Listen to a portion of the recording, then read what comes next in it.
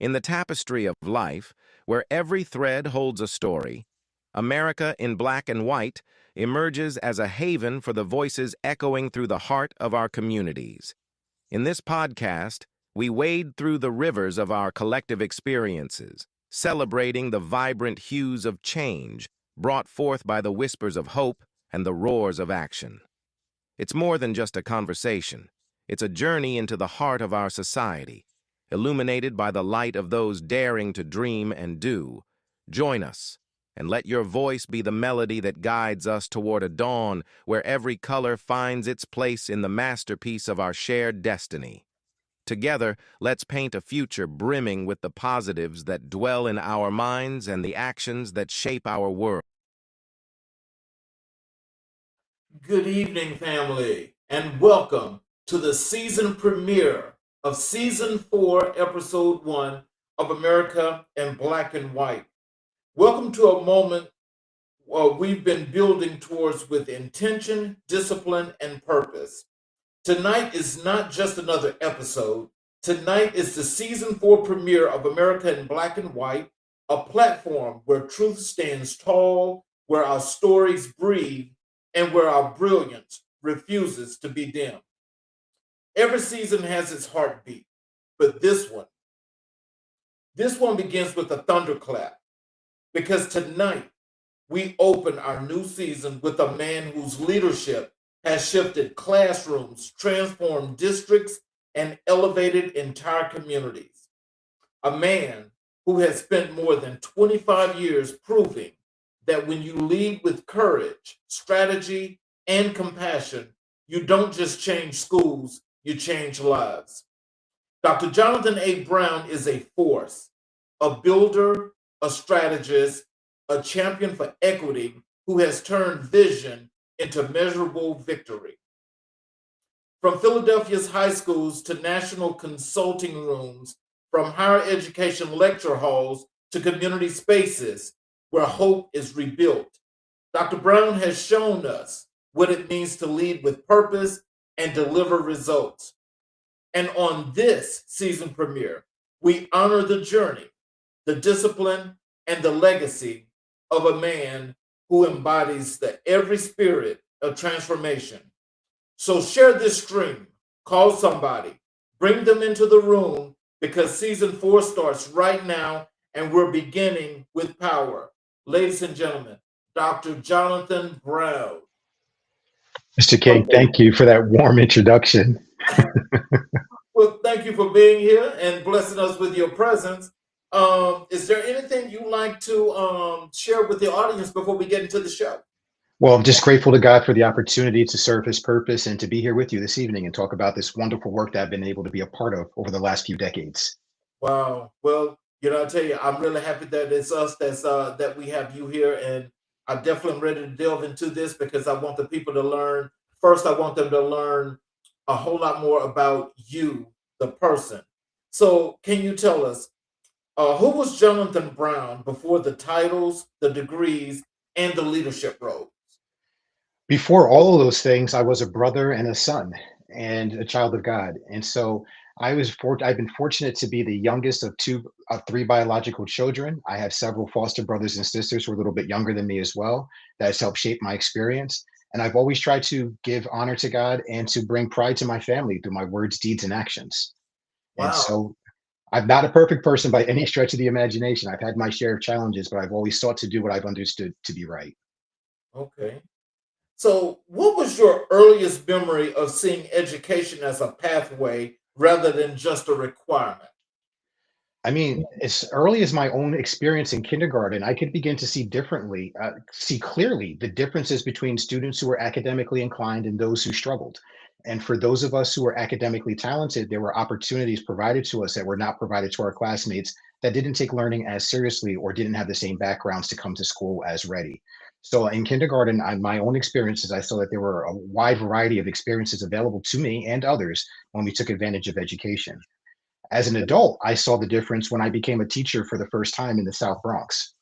And Oh, working in that community, there are a lot of young people that we encountered who didn't have many adults who cared about them or provided opportunities or experiences that I had the privilege to experience as a young person. And for those students who took advantage of the opportunities that were afforded to them, I saw that they really blossomed. And many of my former students from the South Bronx are real champions in their current lines of work. So that experience was definitely powerful to illustrate how academics and education can change lives. So, what were some of the things that you could remember as early as kindergarten that your parents would say to you or instill in you before you got to school? Before school, it was follow directions and get out the house. But in all seriousness, in our home, we were fortunate to have access to a wide variety of resources. So I'm a big time reader. And in our home, we had a World Book Encyclopedia. We had the Childcraft Encyclopedia for Children. We had as many National Geographics as you could want to put your hands on. And so those experiences of having access to those rich materials really helped broaden for me what learning could and should be. And so I came to school with a little bit of a different mentality because I wasn't looking to get filled in school. I was looking to take what I already knew and expand it beyond what I could possibly imagine. Mm. Who poured into you as a child and helped shape your sense of purpose? My sense of purpose is really defined by my parents. And so, my mother was a homemaker. My father was a higher education administrator and is currently a pastor in his 51st year of service. And they made very clear to me what they expected of me, which was to give my very best, to do the different, to do right when given the opportunity, and to put my best effort into anything in which I attempted. Mm. So, what challenges did you face growing up that later informed your leadership style? Wow, what challenges didn't I have? I stand here today. I'm 6'5" and 240 pounds, right? So when Okay. people see me, they think I'm a linebacker or have had some experience in professional sports. But as a young person, being a timid person, a person who turned the other cheek and looked to walk the second mile with people, I dealt with bullies in school.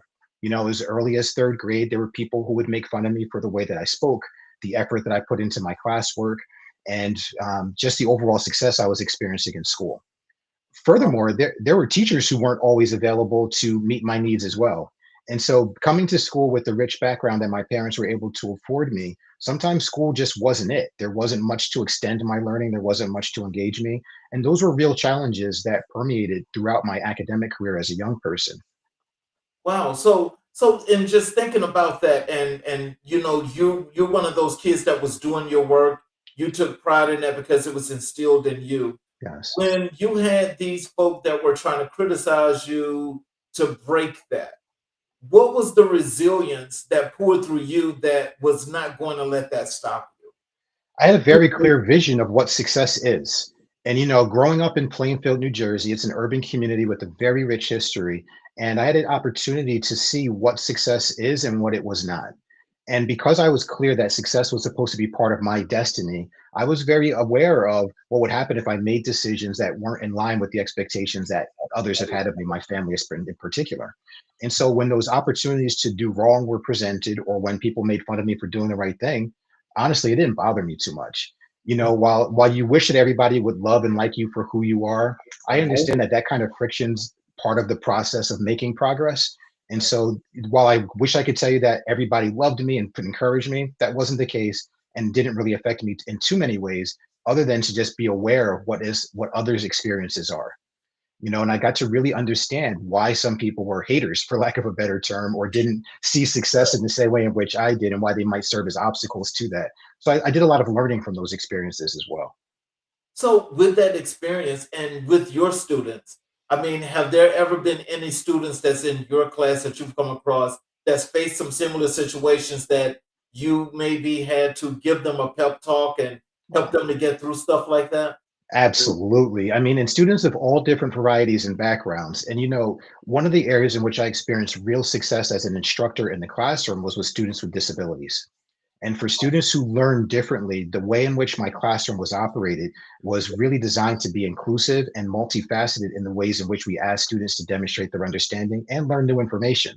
So, a lot of students who may not have experienced success in school were able to flourish in my classroom because of the design of instruction, but also too my own sensitivities to the fact that success doesn't look one way. And many times as teachers, we're aware of how we became successful in school, and we seek to replicate that path for others. However, while I was a person who did experience success in school, I didn't love school, and was considered an underachiever all the way through until I got to my master's program, believe it or not. So I Oh, was able to reflect on some of my own experiences and why I was perceived as an underachiever or shortcoming, and apply that to the young people in which I worked with to help them flourish. oh man. I mean that my hands my I have to go out to you, I have to give you an applause for that because I know that there are several students, especially that come from underserved, marginalized communities, Yes. that sometimes have a lot of conflict, especially within when it comes to situations like that. And some of these kids could be just as smart as I don't know what, but when kids are actually making fun of them, then it's kind of like it takes away from who they are, and they pretty much get this thing. Well, I need to do this to be like these people. That is the path that some people take, and I was having a conversation with a good brother of mine the other day about sort of how we looked at media and how media sends certain messages about who we're supposed to be. And we were actually talking about the Fresh Prince of Bel-Air. And as popular as that show is, and as much as I love Will Smith, the representation of Will Smith was not one that I identified with as a young person. I Okay. identified more with Carlton. Mhm. And part of the reason why is that I saw the success he was having in school, and he sort of matched a persona that I thought was more in line with who I was, whereas I saw the Will character as more of a disruptive presence in the school setting and even in his home. And so, we can look at images and determine who we're supposed to be in either direction. We don't have to go down the easy path of saying the media presents me this way, therefore I am. We're blessed with discernment, and we can make better decisions than just following a path that's set by others. Um, was there a defining moment when you realized you were called to lead? Yes, it was in high school. And when I was in high school and I was thinking about what I wanted my future to be, I knew that I wanted to participate in higher education, but I didn't necessarily know into what field and how to go about doing that. And one of the things I've noticed about myself, Charles, is I've never actively pursued leadership. I've always been prepared for it when opportunities have presented itself. And Mhm. so when I was in high school, I had an opportunity to run for senior class president and did so. And I was grateful for the opportunity to win that election and sort of raise the voice of my classmates and how we were experiencing school. And that Mhm. was the first time I realized that I could take some of the talents I was blessed with and put them into service for others. Oh wow! So at that time, and when you decided that you were going to run for that office, um, did you have any doubts or in times of how to actually do that, or did you just think you just take the bull by the horn and just go with it? It would be dishonest for me to tell you that you go into leadership knowing exactly what to do. And what I have found is that people who think they know what they're supposed to do are often apt to fail. And in every leadership position I've gone into, I've gone in with the position as a learner. What is expected of me? How do you actually go about making these changes and making a difference that you expect to make? And sometimes you get that information early on in your tenure, and other times that information comes a little bit later, and you have to figure out how to make adjustments to lead successfully. So, how did your family influence your values around service and community? In 1996, by the Courier News in New Jersey, which was the major newspaper in that area at the time, my mother was named Volunteer of the Year for the state of New Jersey. Oh wow! And my mother was a homemaker, but I'm going to get a little bit emotional. She is such a caregiver to others. And, there were so many people as members of the church and in the community who were facing homelessness, who were facing addiction and facing other challenges. And my mother always had a bag of clothes, some extra food, or some resources to help navigate the social services system so that they could be housed or receive medical care. In addition to that, my father being a pastor and being the pastor of the First Baptist Church in Cranford, New Jersey, has really modeled the way as to what service can look like as well. So the way in which my mother did it looks different than the way in which my father did it, but they both modeled for me what it means to put others before yourself and how to go about doing that with a loving and open heart.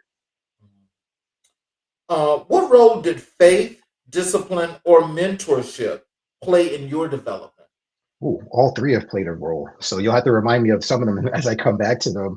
But the idea of faith is interesting because in our spiritual journeys, we often have more faith or less faith at different times of our pathway.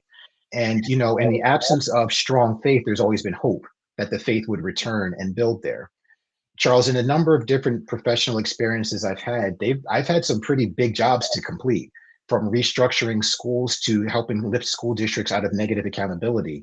And, there are many others who have gone before me and attempted those things and weren't successful. So I've never gone into it thinking I can do this. I've always gone into it thinking it can be done. And so I knew that by building the capacity of the others around me, by articulating a really clear vision and relying on my faith that we would carry through. As far as mentorship, I have been privileged to have had many people serve as my mentor and for me to serve as a mentor to others. And what I encourage all leaders to do is maintain a coach if you don't have a mentor and make sure that you're mentoring or coaching others. And in my role as a school principal, I've had the privilege of mentoring over 2 dozen younger school administrators who have all gone on to great things in work. Either they're now school principals, assistant superintendents, professors, and directors or chairpersons as well. And so I have found that by mentoring others, that you get poured back into as well. And you get to hold a mirror to yourself about your leadership and how you're making the differences that you expect to make. So faith and mentorship have played key roles in my own leadership pathway. And so, how about the discipline? The discipline piece is tricky. I probably skipped over that on purpose because I'm not always as disciplined as I would want to be, Charles. We think about when you see people who experience success, it can sometimes look a lot easier than it actually is to accomplish. And I've had folks say to me, well, you've made that look easy. I'm like, well, thanks, because it absolutely wasn't. And so I wish I could tell you that I had a strict schedule that I stuck to every day and that nothing got in the way of that. But the discipline that I've sort of applied to my own leadership is discipline in the mission. Mhm. And I think that so often as leaders, when you are entrusted with power and authority, it can go to your head pretty quickly. And you can begin to take advantage of some of the leeway that you're given when you're in charge. And I think that those who have worked with me, those who have had favorable opinions and negative, would both say the same things. I'm a person of integrity. Mhm. And so bringing that into the work and making sure that I do what I say I'm going to do, Mhm. that the practices that we say that we're going to practice are well developed and enhanced through a lot of conversation and through professional learning. And so my discipline comes through the sense of doing what I say I'm going to do, sticking to the mission, and making sure that my values come first in any work that I do. Mhm. What is one lesson from your childhood that still guides you today?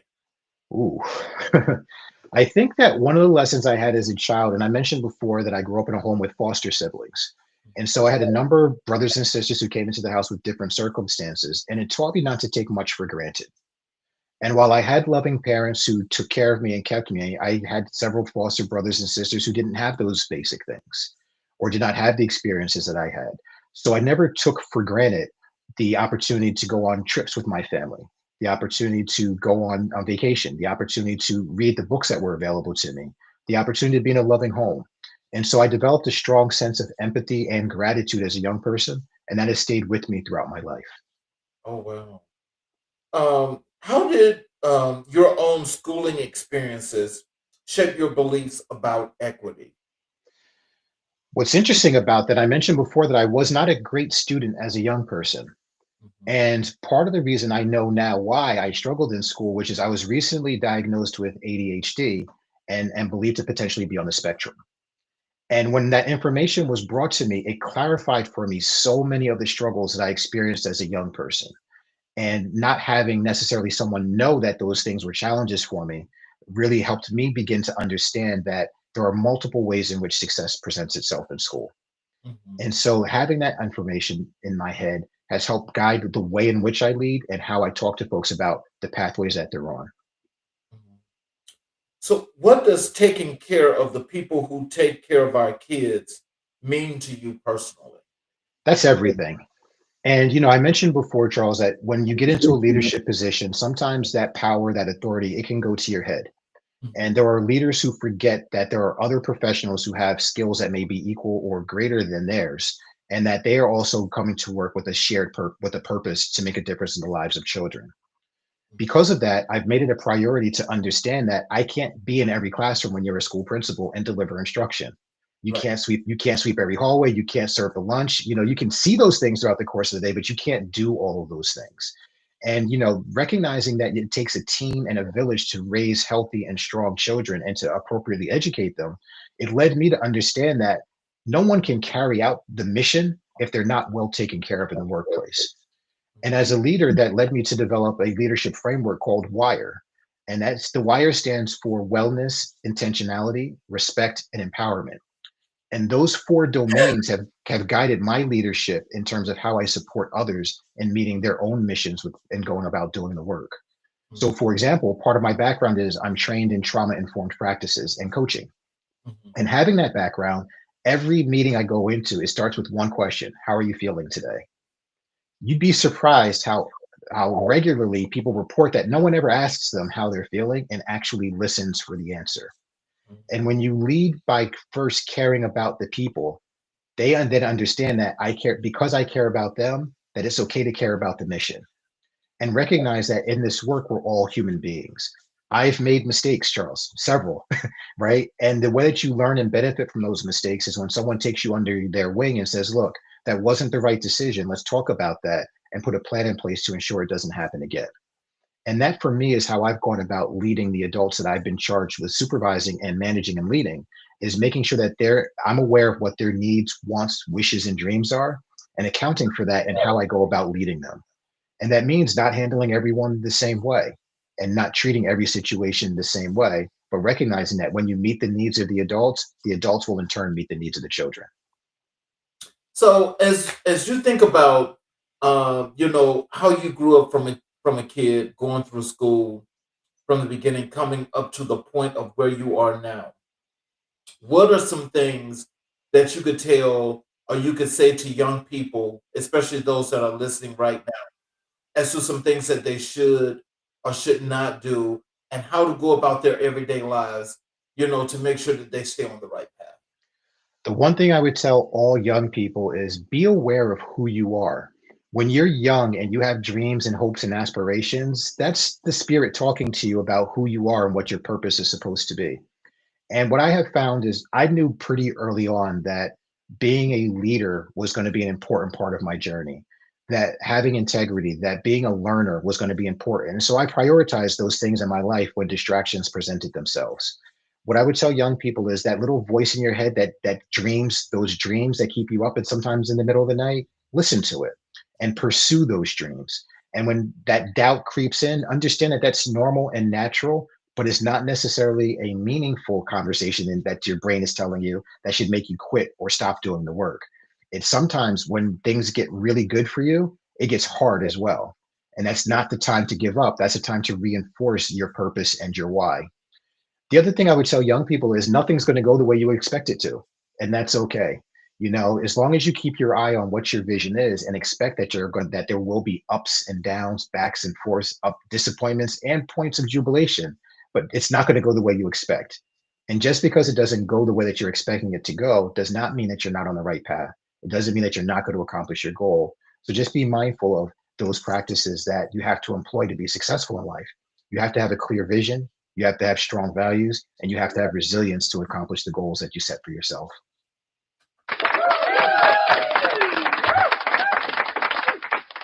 That's a very beautiful message I think that young people should take. And I appreciate that because, as we think about in today's time and, where a lot of us have come from to where we are now, and just thinking about these younger adults or younger kids today, I think that message that you just gave was one that more than resonates, but it's something that a lot of them need to hear, and they need to hear it constantly.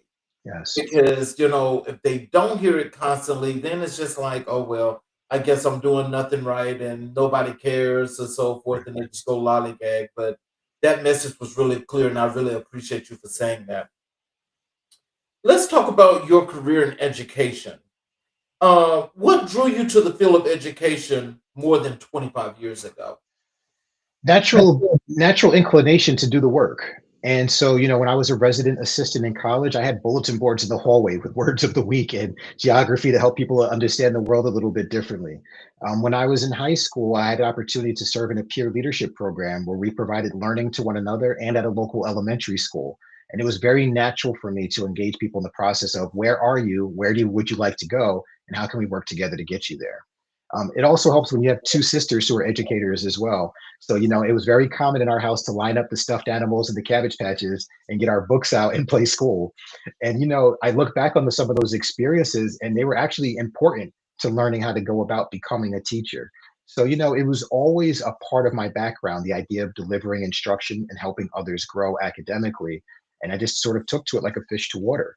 But I did not expect to become an educator at all. As a matter of fact, when I moved to New York more than 25 years ago, I ended up at an interview by chance. My ex wife, who was my girlfriend at the time, had encouraged me to go to a job interview for educators.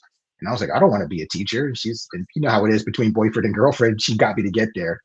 And when I walked in, I was grabbed immediately because of my resume and introduced to the principal who became my first principal, Stephen Rappaport. And that was the beginning. I loved my first 4 years of my educational career. For those of you who don't know, teaching children in New York City, teaching children in places like Philadelphia, there's nothing like it.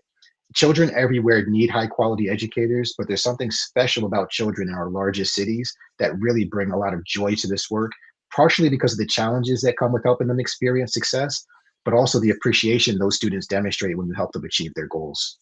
Oh, wow. Um, what was your first year in the classroom like? Hard, very hard. When I first started teaching, I was a creative writing teacher in a grades 5 through 8 middle school in the Bronx. And I had at that time more than 350 different students. I did not have any experience as a student teacher, nor had I taken any classes to prepare me for teaching. And I was just put into this position with, you ready to teach? Go. And I had 13 different classes. There were some classes I saw 5 days a week, other classes I saw one day a week, some classes with native English speakers, and other classes where no one spoke English at all. And just getting the students to sit down and be ready to learn was a challenge when you're not prepared to do that. So there were lots of tears, lots of early nights in my first couple of months teaching, trying to figure out how to engage the students in meaningful and productive learning. But I want to tell you that, you asked me about mentorship before. I had a mentor to me, and that was one of the great things that the New York City Department of Education did at that time for me and for other new teachers was provide us with mentors during our first year. And every other Tuesday, my mentor would come and we would have coffee and terrible lunch in the cafeteria. And he would talk to me about what my practices were, where I was trying to go, and what were some of the best ways to get there. And some of those conversations that Richard Jackal and I had are some of the best memories of my life as he looked to shape me and help me hone the natural talent that I had going into the classroom. And so that first year started off very difficult and very challenging. But by the end of my first year, I had a great grasp on what it took to succeed as a teacher. Oh, man. How did you transition from teacher to district level leader? So there was several steps in between going from the classroom to district level leadership. And I never expected to become a principal, nevertheless, a deputy superintendent or an assistant superintendent. I really enjoy being in the classroom. With education, the thrill comes from with producing learning through the intelligent design of instructional experiences. But what I saw was that there was a need. And what I found is that many of the leaders who supported me often talked about how there were a lack of high quality leaders at their level who were vision and mission driven. And so after being a classroom teacher for 8 years, I became a social studies chairperson at Spring Valley High School in East Ramapo. And that was a great introduction into formal school leadership because I did teach part of the day while administrating in the other half. And then from there, I became an assistant principal, a principal twice, and then a deputy superintendent. And what led me to the deputy superintendent role was the tremendous success we had at the two schools that I served as a principal. In one of the schools, we were under investigation by the Office of Civil Rights because of the disparate outcomes for students of color versus white students in that school district. The students of color were suspended more and were less likely to be present in the advanced academic classes. And so at that time, I was tasked with other members of the team of redesigning a middle school so that the experience for the students would prevent them from being suspended disproportionately and from not accessing higher level learning. That sort of strategic planning that we engaged in across 2 years really tapped into all the skills I've learned in both formal and informal settings. And it brought a great sense of pride to me, knowing that with thoughtful design and real collaboration, you can really transform schools. And so going from my first school to my second school and applying that understanding and experiencing similar success, it led me to realize that this is something that could be done at a district level. So in my second principalship, it was a school, Charles, where there were 600 students present.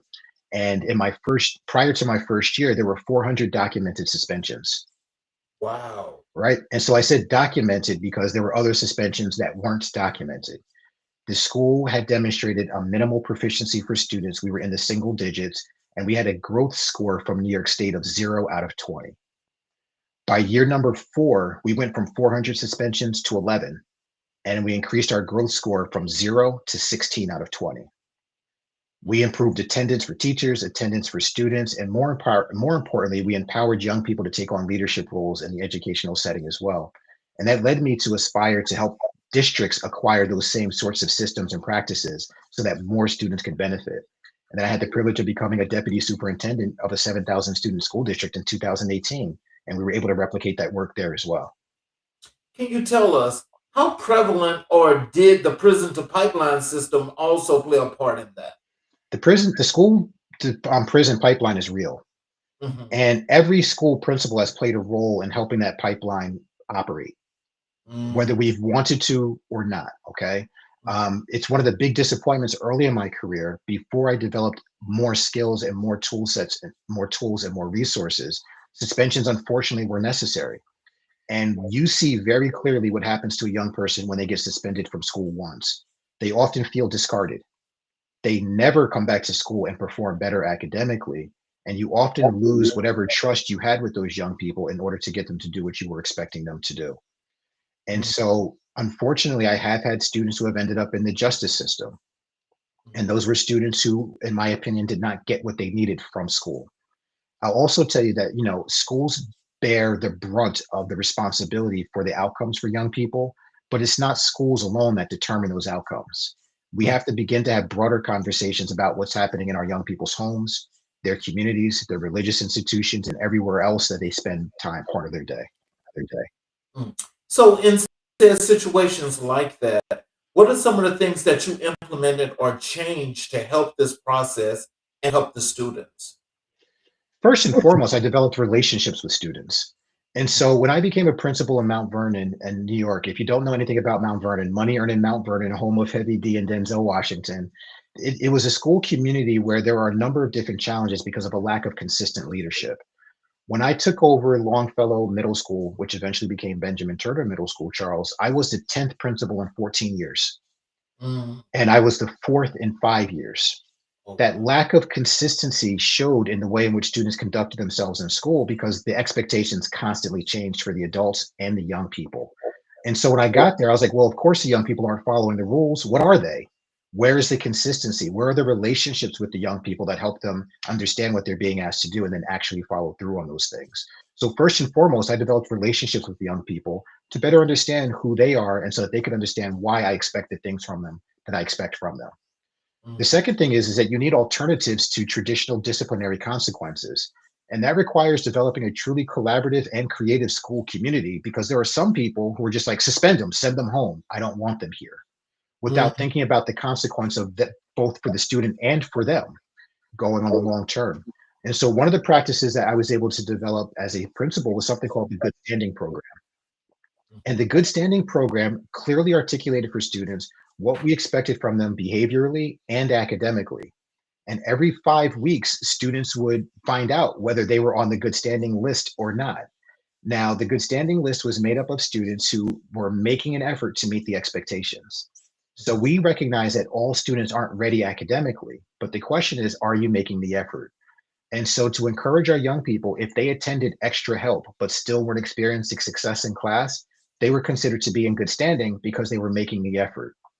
I can't tell you, Charles, what a difference that made, not just in the success of our school, but in the lives of those individual students. Our school was open 30 Saturdays a year from 9 to 12, and we regularly had 50 to 100 students attend school on Saturday. We were open during vacations as well, where we engaged young people in learning and some extracurricular activities, and we would have anywhere from 25 to 33% of the school attend that. We developed a real culture where students understood that it wasn't about being evaluated. It was really about where are you today and how can you grow as a person overall. And now I recognize from my own journey, you can be great at something today, but when you get to the next level, it can be hard and you may not experience that same success. So we wanted to make sure our young people knew that there were multiple ways to demonstrate success and that the adults here have your back. So the good standing program was part of it. Another part of it too was implementing some restorative practices. And we mm, had something called a safety plan for our young people. where during their advisories, we would engage them in conversations to have them think about what triggers them. What does it look like when they're triggered? And how do they de escalate when they're triggered? Our young people, once they figured out how to de escalate themselves, they would write 2 or 3 ways to de escalate, put it on a sticker that went on their ID card, and then they would execute that safety plan in the event that they weren't able to conduct themselves the way that we expected them to. You'd be surprised how well that practice worked in our school, because instead of a young person engaging in a conflict with a peer or an adult, they would flash their safety plan to a security officer or to the teacher and then execute it. That plan could be something as simple as go get a drink of water, or it could have been like go to Dr. Brown's office and feed the fish. But whatever it was, there was always something that we would do for young people to help them de escalate, because we wanted them to know adults get angry too, but there are ways in which we handle that. Adults get disappointed too, but there are ways in which we should handle that. So, implementing those trauma informed practices, creating alternatives like the Good Standing program, really made strong differences in helping young people engage in school appropriately. So, what leadership qualities do you believe are the most essential in today's educational landscapes? The ability to listen. I'm going to start with that. Too often in education, people want to tell other people what to do without understanding where the person's coming from that's being tasked with what to do. I have found that being a good listener has set me apart from some of my colleagues in terms of how we go about doing our work. And I have also found that where I have struggled with supervisors is that they don't listen. They're very quick to tell you what their opinion is. They're very quick to share what conclusions they've come to, but their inability to listen really prevents them from actually leading. Because if you're not, people aren't behind you, if they're not following you and you're a leader, you're just going for a walk. And Yeah. many leaders I've come across, because they're not listening to the people that they're tasked with leading, they're just taking a walk and nobody's actually following them on where they're going. So I would say that first and foremost, being a leader is the most important skill. Being a listener is the most important skill with leadership. And then I would say secondarily, demonstrating patience is a second skill that good leaders understand. One of the things I've always brought to the table is if my idea is really a good idea, then other people will agree with it. I won't have to beat them over the head. I won't have to coerce them. I should be able to show them why this is a good idea. And sometimes that takes the patience of building the collaborative environment that actually allows those conversations to take place. Developing buy-in has been a key factor of my leadership, and it really comes from listening to folks and demonstrating patience before making decisions or coming to conclusions. So, what does transformational leadership look like in practice? Transformational leadership looks like in practice individual consideration first and foremost. You've heard me talk about meeting people where they are. That is the first thing that you have to do with transformational leadership, because anytime you're asking an individual to change or you're asking a system to change, there's a grieving process that's going to occur. Mhm. All change is loss. All loss will be grieved. Now, some grieving lasts 30 seconds and folks are over it. Some grief can take a long period of time. But understanding that what you're asking people to do is more than just practical, it can be emotional or spiritual for some folks, is a key component to going about being a really authentic transformational leader. Everyone wants to call themselves a transformational leader, but I haven't come across too many who actually are. And what I mean by that is, can you actually show me or show others how you've helped change an organization for the better? I've seen lots of leaders who have been pseudo transformational leaders. They have changed organizations, but not for the better. Very few are actually able to come in and move an organization closer to its mission. And so we have to be thoughtful about using that term transformational leader. But the way it shows up first is individual consideration. Do you care about the people you're leading? And that's very easy to pick up on. Doesn't that make that sound like something that's trendy? Because when you think about it in that manner, because the way you just explained that, a lot of people do say, "Oh, I'm a transformational leader." Now, I mean, I know that there's a lot that goes into that. So, I mean, I don't criticize, but I just kind of like think, well, I'm not sure about that. Right. But when we think about trends, that sounds like a trend because people are bestowing titles on themselves that they really don't earn. They not only have they not earned it, I'm going to go a step further and say I'm not sure everyone fully knows what transformational leadership is, because it's not a place that you live in. When you're a leader, you have to have diverse skill sets. There are times where you must be transactional. Not everything is flowery or going to be pretty or has to be collaborative. Sometimes you have to be transactional. There are times that you have to be laissez-faire. There are times that you have to use collaborative leadership. There are times you have to use servant leadership. And the thing, Charles, I would tell you is I don't call myself a transformational leader. I've led transformations. Right. I'm still growing as a leader and still diversifying my skill set so that I can apply whatever skills are necessary for whatever situation I'm facing. But transformational leadership, yeah, it is trendy for folks to call themselves that. But I hope that for those who are listening to this conversation, that they'll start to move away from giving themselves label and let the outcomes create the labels for them. The outcomes that I've been able to help produce for schools, for districts, and for young people, they speak for themselves. And so folks can call me whatever they want based off of those outcomes. But to call yourself a transformational leader usually indicates that you're not. Mm. How do you build trust with educators and school communities? I think trust first and foremost begins with being honest. And in my interactions with folks, I serve as a coach currently, and I get to meet strangers all the time. And within a very short period of time, I have to engage them in a trusting relationship so that they can open up and get the coaching that they need to flourish in their role. I have found that developing trust with those that you directly supervise or those that you support isn't different. Trust begins with letting people know who you are. And if you have non-negotiables, saying that right up front. I have a couple of non-negotiables in my leadership. And I'm not, for example, as a leader, I'm not one of those people that you can ask for forgiveness if you fail to ask for permission. Right. So I let people know that right up front, like, hey, I'm not one of those people where you want to do that with. And Right. sometimes people don't know how to take that. But what they learn eventually is that, hey, he's being open and honest and transparent. And therefore, I can communicate with him. Mm. The other thing, too, is as a leader, I've never positioned myself as if I'm better than anyone. And because of that, when you have people who report to you, I work to respect their perspectives, even when their perspective is in contradiction to my own. And so I've let those who I've worked with know that, hey, you can disagree with me. It's about how you disagree with me that will help us develop strong relationships. And so folks love hearing that they can yell at me because I can be yelled at. It's okay. But it needs to be behind closed doors and it needs to be done with the intent of resolving a situation and not just yelling or fussing for the sake of that. And so I have found that by being really open and honest with folks, by being truthful in my interactions with them. And when I wanted to also just mention being truthful doesn't mean being rude, right?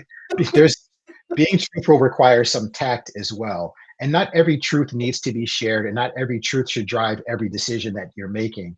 But by being truthful and open with folks, by being a good listener, by actually showing people, I care what you think, because I actually care what other people think.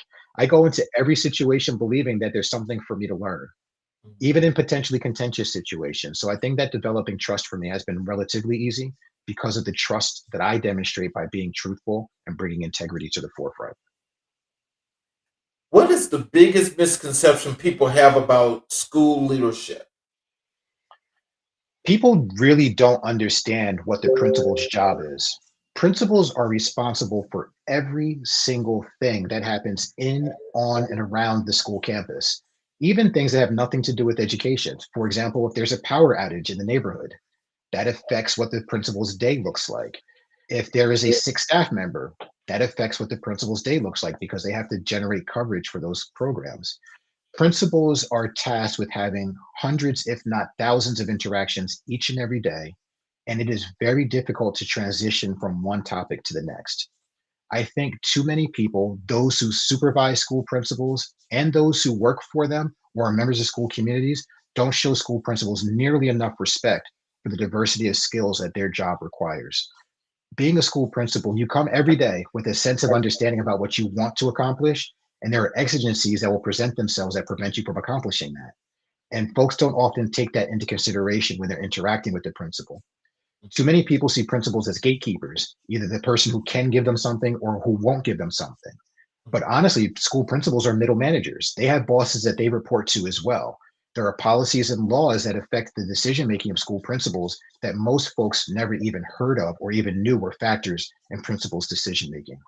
So, for those who are out there who are aware of school communities, I think that you have to broaden your perspective of what school principals are being asked to do each and every day.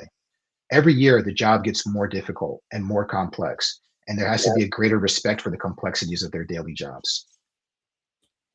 So, what accomplishments in your career means the most to you?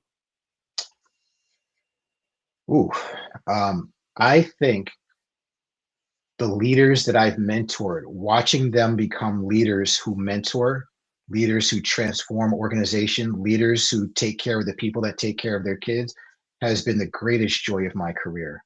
And I think about like Doris DePauw, the principal of Portchester Middle School, or Noel Campbell, the assistant superintendent for human resources in Nyack, New York. And I remember where they were when I first met them, and being able to grow them throughout their careers and watch them flourish and now grow other leaders, for me, has been the single greatest joy of being a leader in the school setting. I'm very proud of them. Oh, wow. And it's not Um, just, I mentioned those two by name, Charles, but there are several others as well. I probably should have used names 'cause I left out probably a dozen folks, but there was just so many leaders that I've had the chance to just watch them come into education who are now assistant superintendents doing really solid jobs. and as you think about this, tell me, what is it what's your motivation as you get more and more into the education system? Because I know 25 years is a long time, but in that whole process, where you're mentoring, you're developing, you're instructing, you're just doing everything to actually lead by the example. What's your motivation? It's how God made me. I like to help people. And, I've been tasked with helping people in educational settings, but that's not the only place in my life in which I provide assistance to others. So, whether it be helping someone cross the street or helping someone complete a doctoral program, I'm just wired to help. It's how God made me. It's what brings me a sense of purpose and a sense of joy each and every day, whether it be in a professional or a personal setting. I just really like to help people and see them reach their potential. In part because I know how much it's meant to me to be helped, but I've also known what it's like to not be helped when I felt like I needed it or wanted it. And much of the way in which I lead is in part because that's not how I've been led. And Wow. so, it is really challenging in an environment to maintain your positive demeanor as a leader when the people above you use swear words to engage you, where they make threats, where politics drive their decision making. But I would tell you that seeing leaders like that has only further increased my resolve to be positive and to help others. Hmm. How do you approach improving school climate in challenging environments? Challenging environments are challenging because they're designed to be. We have enough information about what adults need, about what young people need, where we should be able to create environments that go about meeting their needs. And so, first and foremost, it begins with having conversations with the members of the school community to understand what their experience has been and what the expectations are for conduct in our climate. I have found that when teachers feel well supported by the presence of clear expectations, by administrators who show up when they're asked to, by having systems in place, that those teachers will then feel more confident to go about developing the culture in the classroom that leads to a strong climate throughout the school. Additionally, it takes the presence of strong systems as well, and not just positive intentions. And that takes time to develop. But by reviewing your data, by looking at where your disruptive incidents occur, by finding out where your positive incidents occur, you can begin to think about putting things in place to prevent those issues from interfering with the climate of your school setting. So, my background's largely in middle school. Recess can make or break your experience as a middle school leader. And so, putting things in place during recess that we know are developmentally appropriate for young people keeps them out of trouble and allows them to come back from cafeteria and go back into the classroom without some of those disruptions and distractions that could prevent them from learning. So, just having a clear sense about your hotspots, your wishes, and your wants, and empowering others to go about creating that culture will lead to a positive climate in the school setting. We have a comment here in the chat. Let me put it on the screen for you. It is from Lillian Diaz Lumbelli, and says, "And a servant leader." Do you want to respond to this comment? Yes, when you do this work, you mentioned earlier about the labels that people put on themselves. Hmm. And servant leadership is one of those labels that gives me goosebumps because I do aim to serve in the way in which I lead. Hmm. Oftentimes, I ask people, what is it that you need?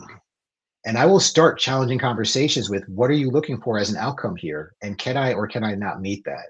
And so there are facets of servant leadership that definitely show up in my work in the way in which I go about finding out what people need and delivering it to them.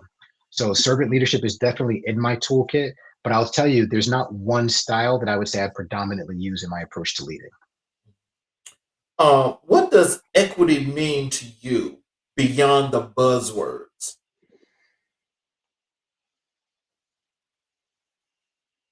For me,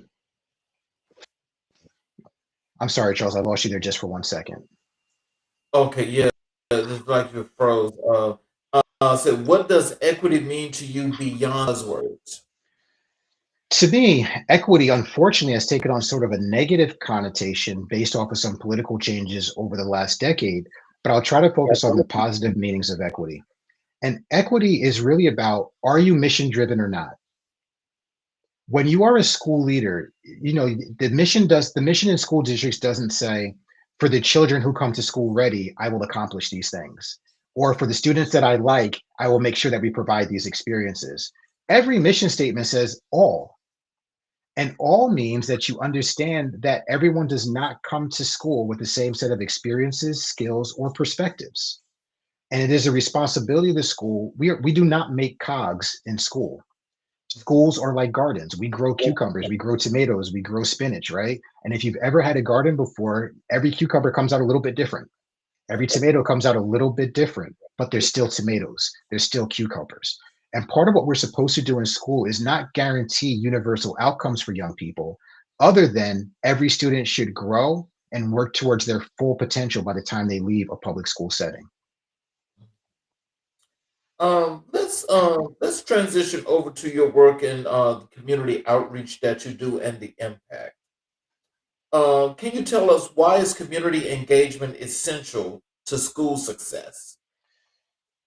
Children are in school for maybe 6 or 7 hours a day. For the other 17 hours a day, either they're at home or they're somewhere in their community. Communities will help shape the experience that the young people have both after school and during school, but they can also shape the experience that young people have during the course of the school day. So it has always been one of my objectives to reach out to local businesses, to local nonprofits, and let them know what's happening in our school setting so that if they have ways that they can provide support, they can. One of my favorite experiences with community outreach was when I was a principal in Mount Vernon. I got a chance to work with hip hop legend Melly Mel. Oh, wow. Yeah, and so he has led to the vision that he and I talked about at that time was creating a school with an authentic hip hop curriculum. And Mhm. out of that partnership, my young people were able to go to 106 in Park at BET. They were able to make music in school. They were able to see what the behind the scenes world of hip hop was like, and that there are other people there besides the performer. That sort of community outreach had really led to outstanding outcomes for my young people who participated in that program, but it also led to raising morale in the school community, in the school as well.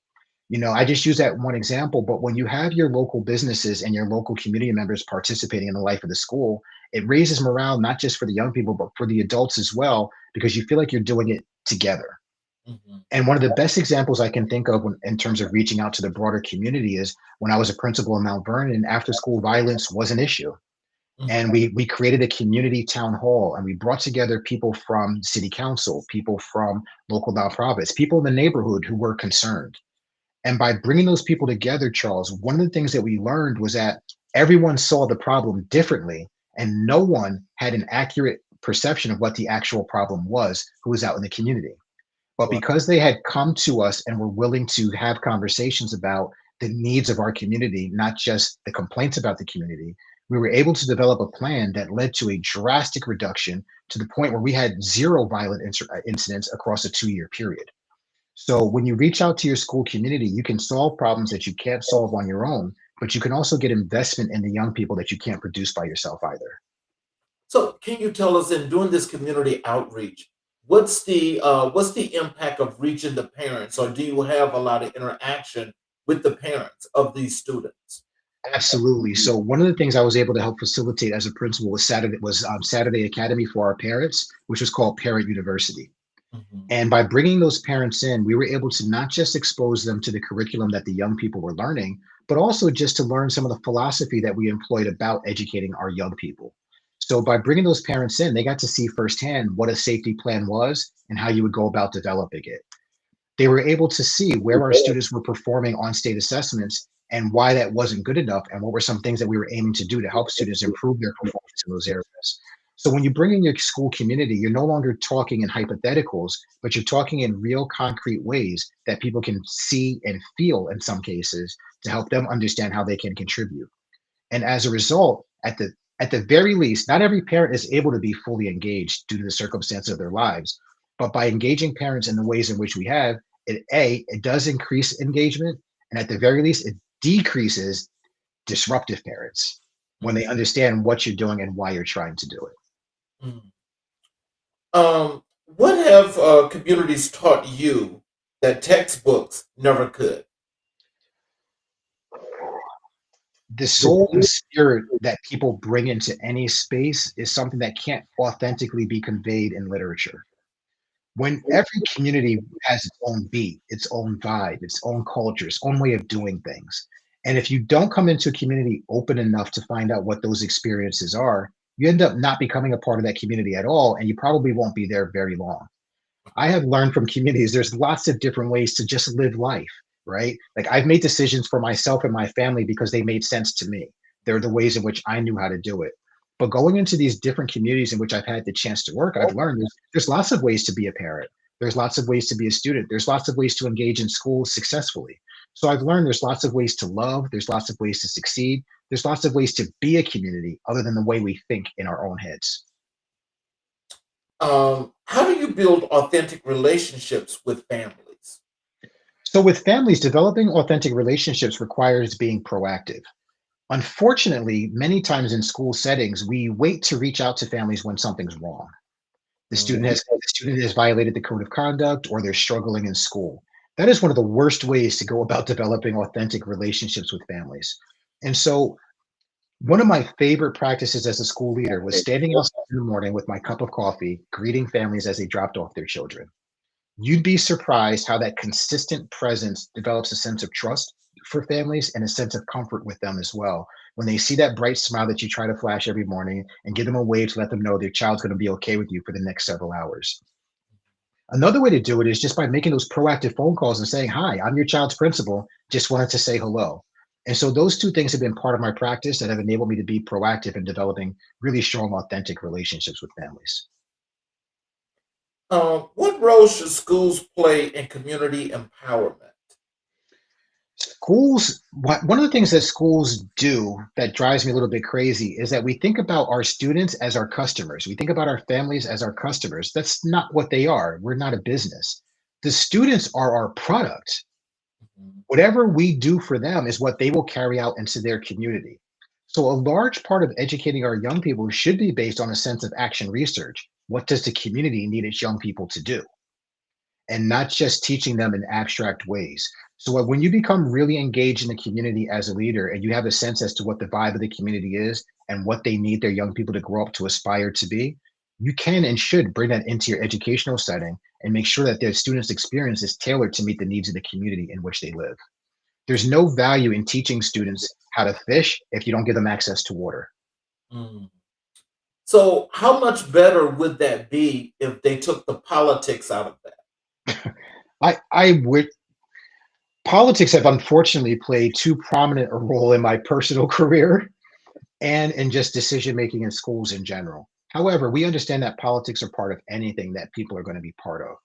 I think what has to happen, though, is that you can reduce excessive politics by asking one question: how is this decision putting us closer to achieving our mission? Too few school leaders that I've worked with actually use the mission as an authentic barometer of success. Too few school leaders actually develop authentic and real visions that can be pursued and actually serve as a motivator to encourage others to grow. So I would say that when you're authentically mission driven, politics will automatically take a back seat because you're going to understand that not everyone has the same way about going about doing the work. I have some unorthodox methods. My training is different than most school leaders. There's not many people who were Chinese majors as undergrads who go on to lead schools. My view of the world is different, and I go about doing things differently. And sometimes that bothers folks. But instead of them focusing on the results for children, they focused more about the personality and how I went about the work. And so I've learned that politics, unfortunately, can be a detriment to the work, but by keeping the work focused on the mission, you can reduce the role of politics. How do you approach outreach in communities that feel unheard or underserved? Knocking on doors. And one of the things that I always have done as a school principal is wore my ID and walked through the neighborhood and said hello to anybody who would say hello to me. I Mhm. have developed some really strong relationships with members of our school communities just by walking through the community and saying hello to anyone who would be willing to say hello. And when people see that you're not going to hide behind the four walls of the school, but you are actually there to be a member of the community. And I want to strike this point: when you don't live in the community, this becomes even more important to do. I never wanted to be perceived as a person who's collecting a check. Mhm. I always want to be perceived as a stakeholder in the communities in which I served. And you do that by being a member of the community. You find out where the local restaurant is that everyone goes to, and you go there and you have lunch. Right. You go to the bodega or the poppy store, and you get your coffee there, and you interact with folks. And that is a great way to help bring the school to the community. And you'll find that that will bring the community to the school, because sometimes people would ask me, "Why are you dressed in a suit?" Oh, I'm the principal at the school next door. You didn't know? No. Well, you should come over and find out some of the great things that we're doing. So just by being out and about, you can develop some really strong relationships and raise the profile of your school. Mhm. Um, what is one community initiative you are most proud of? Hmm. A community initiative I think that I'm most proud of was the redesign that we did in White Plains, New York. Mhm. Having that long history of the Office of Civil Rights being involved in that community was something I was proud to help play a role in breaking. And so part of the way in which we did that was through that redesign process, which was a very strategic process where we went out into the field and we listened to the school community. What are some of the things that work well for your children in school? And what are some of the things that you'd like to see done differently? I mean, that restructuring of the school, I mean, we took a school with a long legacy and changed it into something that doesn't really exist in many places, which was a single grade building. The result of that work was we created a sixth grade academy, and it was designed around the dissertation that I wrote, the Keystone Grade. And Mhm. what we learned is that through explicit modeling for children, that even if they struggle in the first half of their academic career, they can springboard in sixth grade to have success in the second half of their career. So White Plains Middle School was designed to teach young people what it actually means to be a learner at the secondary level and how to be a good student and classmate with each other as well. And so there was a lot of foundational skills that were part of that sixth grade experience in that school that we created, which led those students to then have success in seventh grade and beyond. I'm very proud because even though we accomplished that final design 13 years ago, the Mhm. school continues to flourish, and they have not changed very much of that model across these 13 years. Oh, wow. See, that's what I call impact. Yes. Because I think anytime that you can actually, especially if it's in a bad way, and you guys are able to turn that around and turn into a positive, which is the one part that when I got through and when I was reading your bio, and that was the one thing that caught my eye the most. And that is the schools that you turned around, but also the number of people that were involved. Yes. That in itself, that says a whole lot, not just about the work that you do, but the leadership and the character that you present. Because not many people can actually sit there and say that they did that kind of work that you do, and can actually say, this is the heart and soul of this work. Yes. Because as you mentioned earlier, a lot of people that's in education, they like to say, well, I got my paycheck. Right. So I mean, they don't care about the quality, but you're displaying the quality, which is a rarity because there's not many educators or people in that field that actually get down to the very bottom, like a fraction, to that lowest term, and it has meaning. Yes. And so I'm very I'm sure that everybody that's watching this show has got to be very happy about that. But I gotta say that I'm more than honored to have a person of your stature here to talk about education because it's very, very important for our people, especially in these days and times right now, because it's become a real circus.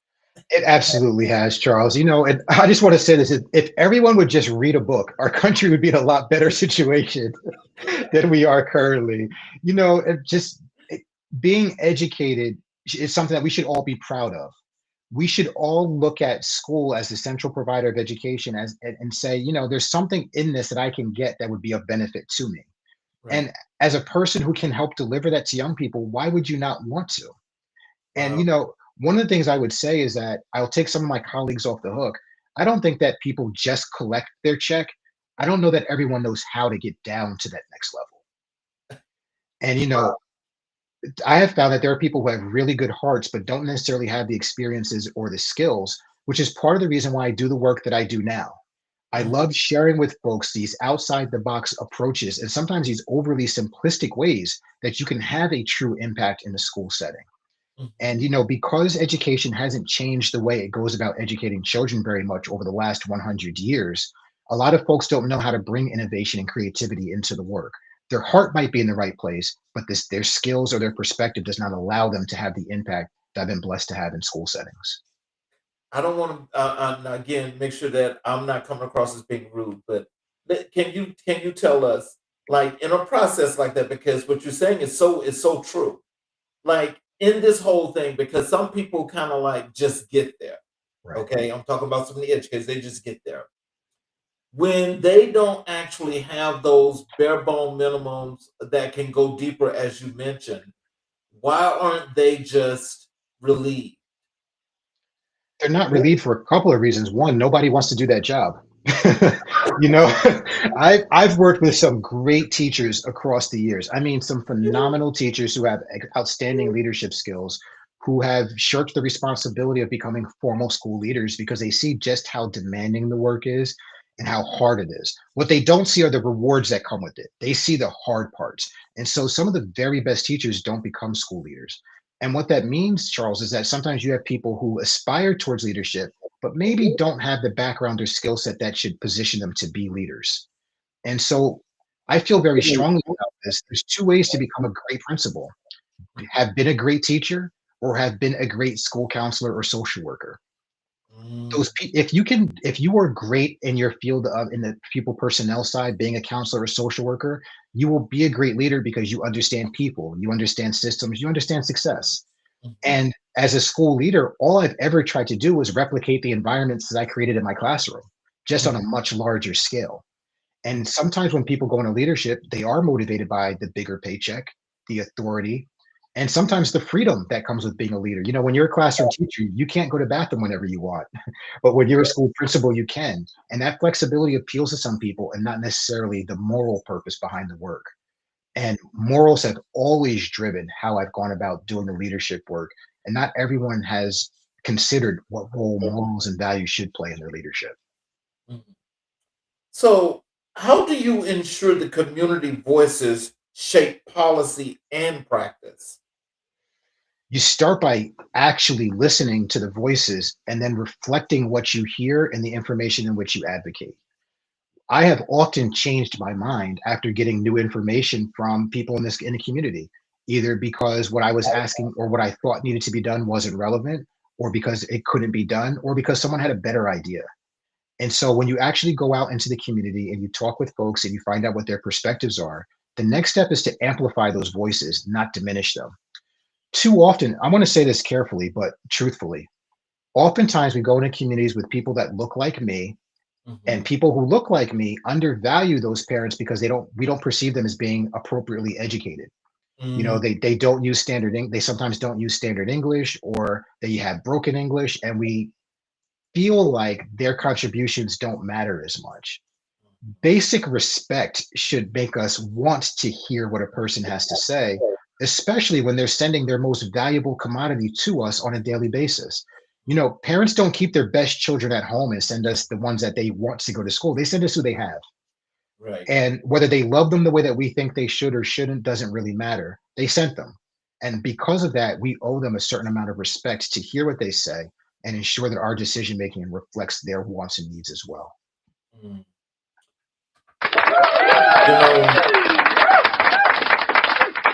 with that, I have to say, no names, whatever have you, but as you say that, I've actually heard that an enormous amount of times. And, I guess because I'm not in education, I'm not going to say that I know what that means, but I do know the part outside of that that I don't think is nice at all. Right. But I have actually heard that kind of talk. Let's talk a little bit about your higher education and professorship. Yes.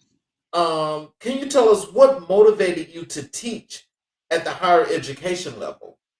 I love teaching, Charles. I mean, I would teach a wall if I thought the wall would benefit from my instruction. I mean, I thoroughly enjoy the process of finding where people are and helping just to move them closer to a shared purpose and a shared goal.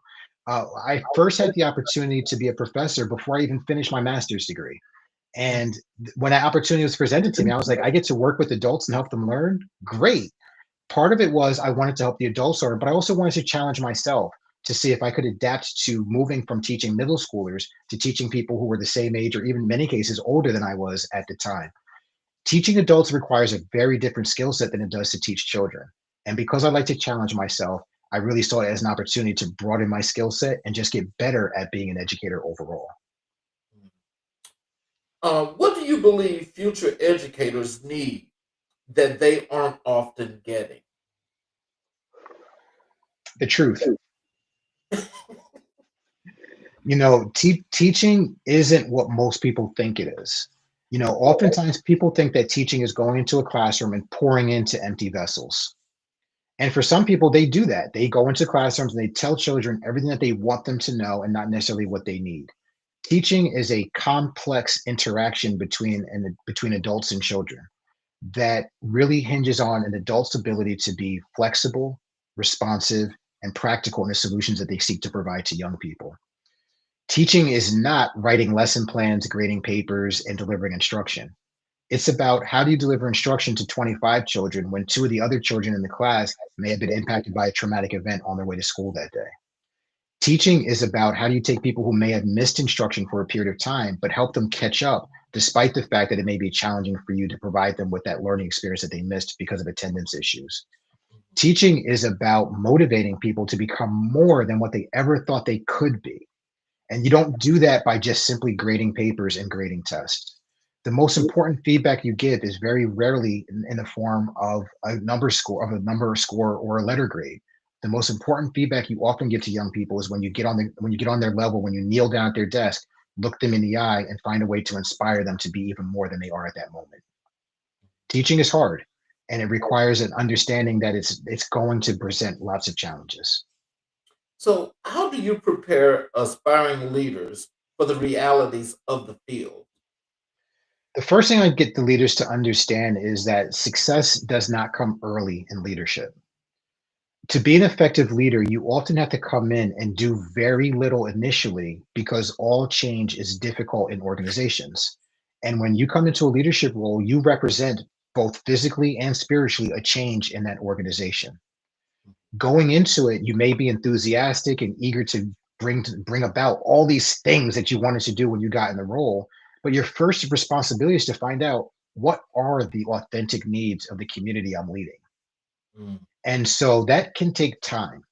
And so even though you may have a binder full of great ideas and you may have done something in another environment that worked, first and foremost, your job as a leader is to go in and find out what are the needs of those people I serve? What are the strengths of those folks I serve? And how does what I bring going to help bring those things to fruition? So, let's talk a little bit about your consulting work. Can you tell us what inspired you to expand your work into consulting? What inspired me was seeing that there's a real gap in providing leaders with what they need in traditional school settings in the existing staff. Mhm. When I was a principal in the school district of Philadelphia, um, while I had a wonderful supervisor, I did not have a coach. Mhm. Even though I had experience, having someone to bounce ideas off of and perspective to gain is a critical part of being a successful leader.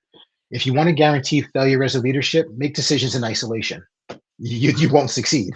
But if you have someone that you can bounce ideas off and talk through situations, it puts you in a position where you are much more likely to be successful.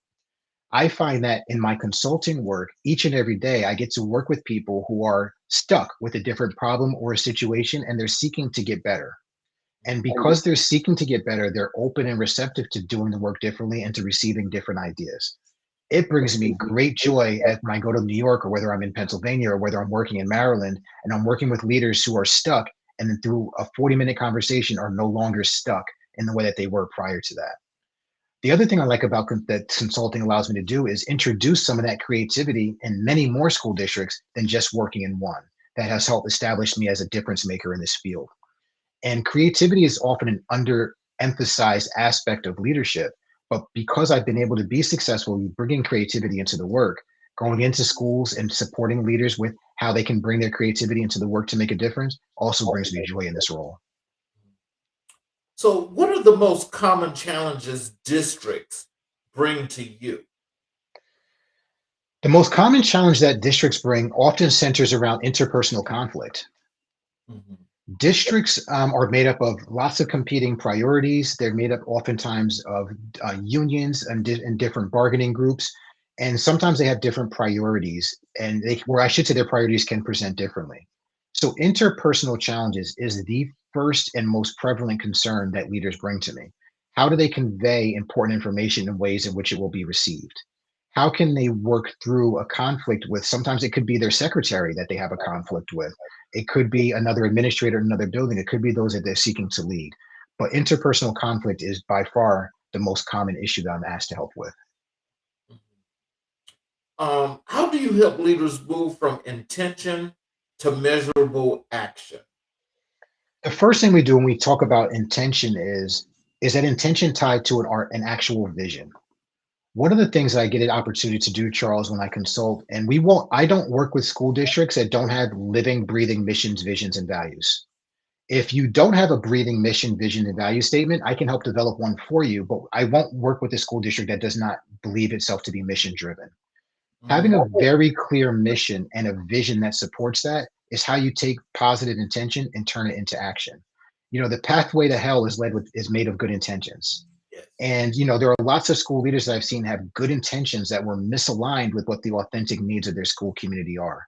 So you go from having good intentions to actual positive outcomes by A, articulating your vision, B, ensuring that vision is supportive of the mission that is the school district has in place, and C, aligning your resources to ensure that that vision can come to life. Too often, leaders are not patient enough to actually clearly articulate their vision.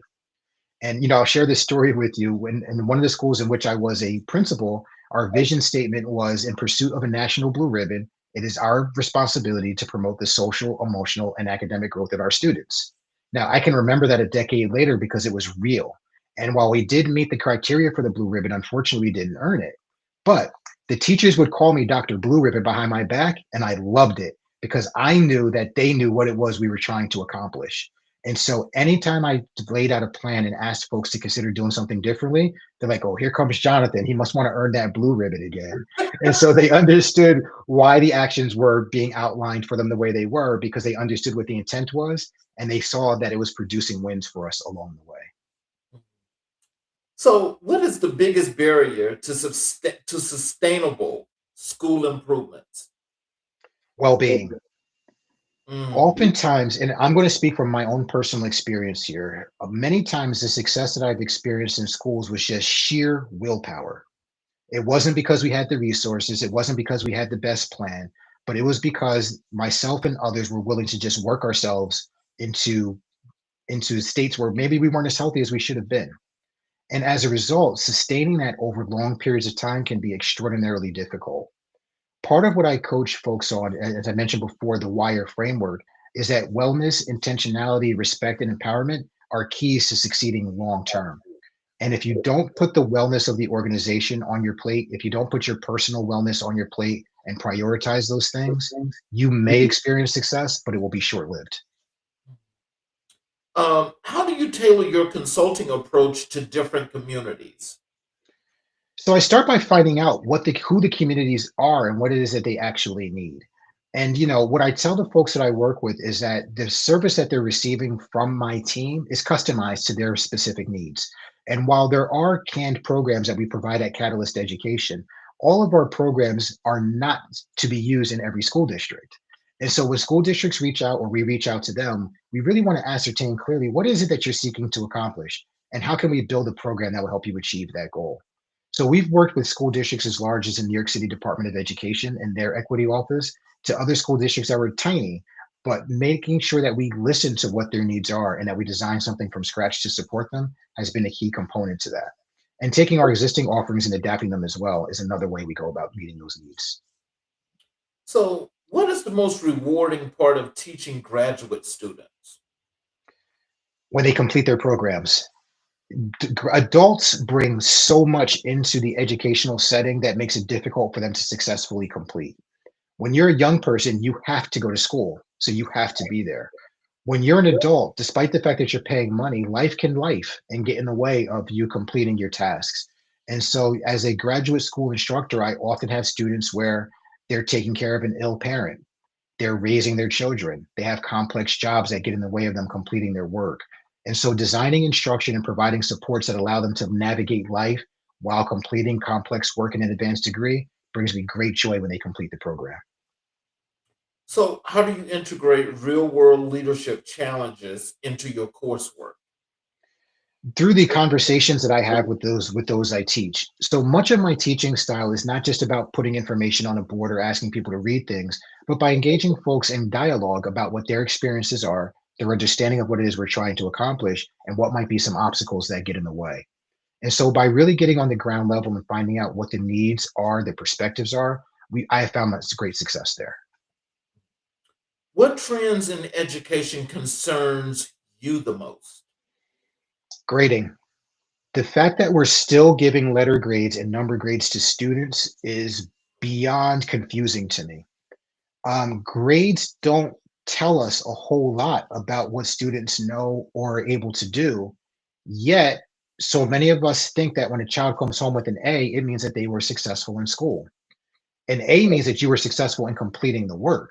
It doesn't tell us about the quality of the work that you completed. And 82 is oftentimes a percentage, and that percentage is not based off of any statistically relevant formula. Sometimes a teacher creates just a 13 question test because that was all the questions they could come up with. So why is an 82 on that test a B, whereas a 100 question test, you might have a different result? I think it's high time for educators to honestly and seriously consider the fact that grading is authentically harmful to the goals that we purport to pursue. What do you hope your students remember about you 20 years from now? That I love them.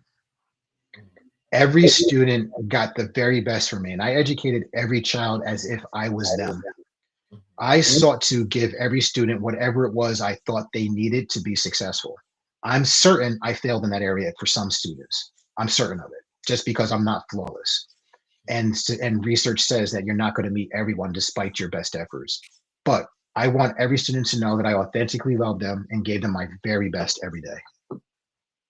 So this brings me to this part.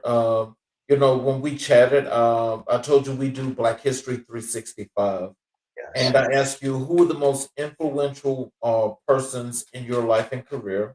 And you told me that was Deborah Annan Wolf Partridge, or was that Partridge Wolf? I hope I didn't get the name confused. And Judith Johnson.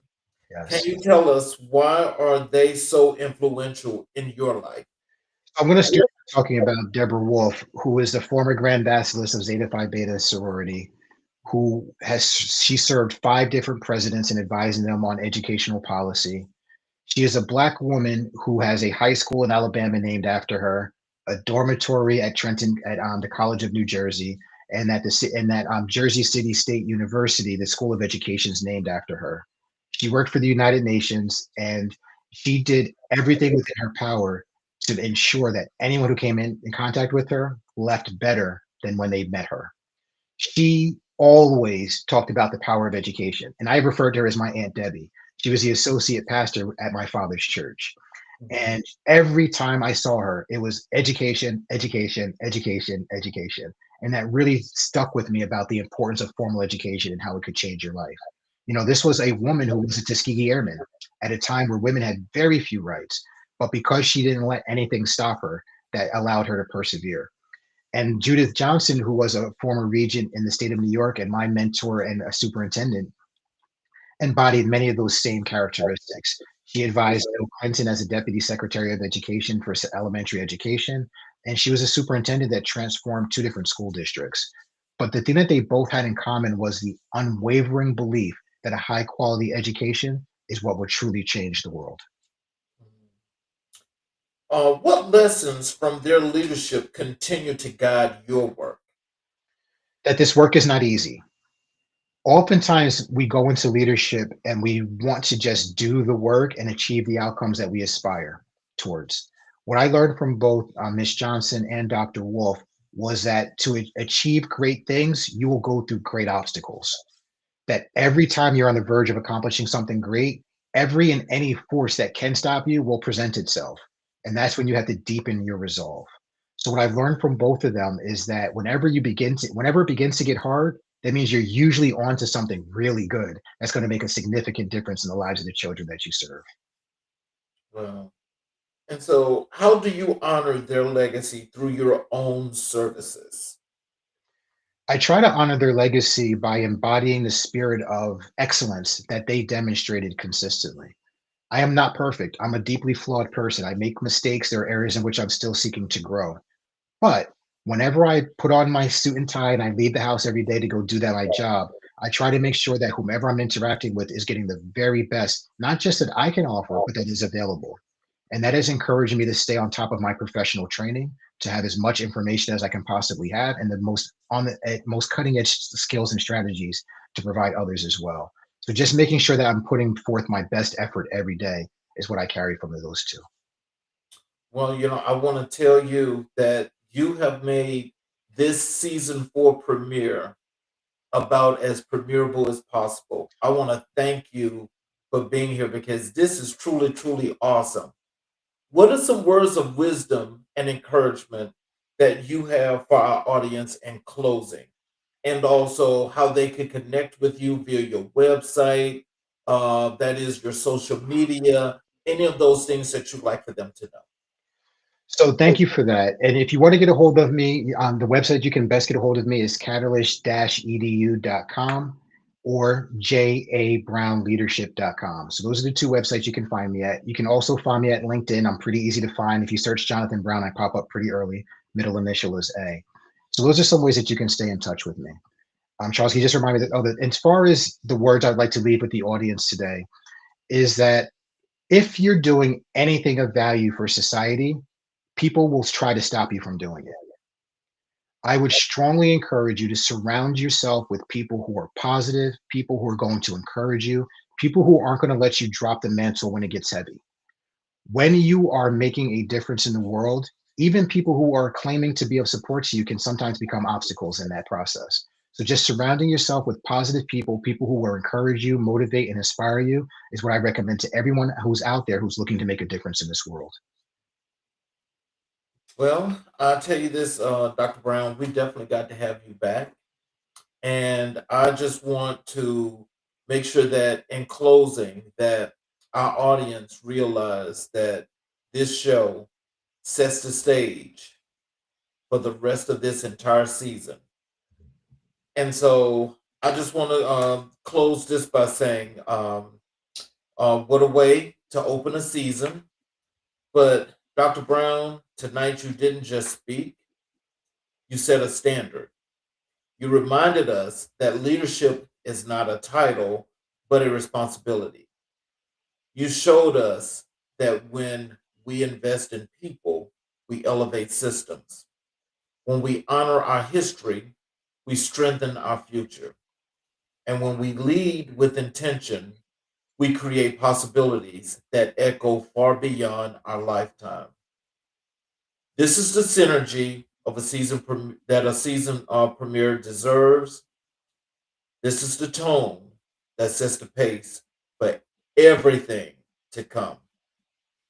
To our viewers, if tonight moved you, let it also motivate you. Let it push you to lead where you stand. Uplift who you can and believe fiercely in the brilliance of our children and our communities. Season 4 has officially begun, and if tonight is any indication, we're stepping into our most powerful season yet. I'm your host, Charles King. This is America in Black and White. and we are just getting started. Thank you all. Thank you, Dr. Brown. We'll see you next time, and the rest of you as we do America in Black and White, as we continue to color conversations on the canvas of America. You all have a great evening.